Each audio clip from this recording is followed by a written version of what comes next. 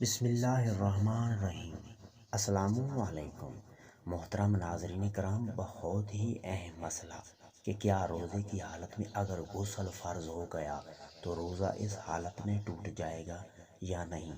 ناظرین، روزہ ایک ایسی عبادت ہے جو صرف اللہ اور انسان کو پتہ ہوتا ہے کہ میں نے روزہ رکھا ہوا ہے، اور اللہ کو پتہ ہے کہ اس بندے نے میری خاطر روزہ رکھا ہوا ہے۔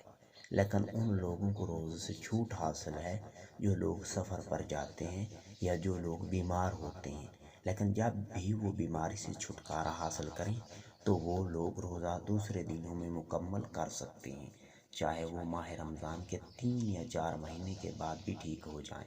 لیکن ہمارے معاشرے میں یہ پایا جاتا ہے کہ کوئی بھی روزہ بعد میں پورا نہیں کرتا، بلکہ اگر ہوتا تو ماہ رمضان میں رکھ لیتے ہیں لوگ، لیکن بعد میں اس کی قضا نہیں دیتے۔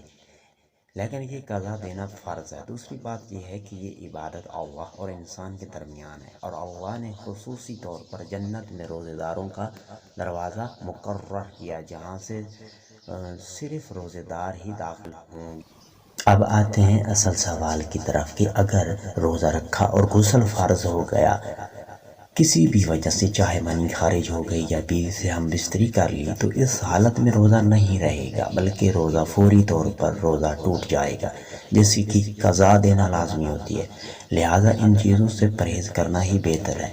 بیوی کے قریب بھی مت جائیں اور جان بوجھ کر منی خارج نہ کریں، یا احتلام آ جائے۔ کچھ لوگ فوری سو جاتے ہیں روزہ رکھنے کے بعد فجر کے وقت، تو اسی وقت بھی ہو سکتا ہے کہ منی خارج ہو جائے، تو اس سے بھی روزہ ٹوٹ جائے گا۔ لہٰذا جتنا بھی ہو سکے فجر کے وقت مت سوئیں، بلکہ نماز پڑھیں اور قرآن پاک کی تلاوت کریں، بعد میں سو جائیں۔ اس سے کافی حد تک اس چیز کے امکانات کم پڑ جاتے ہیں۔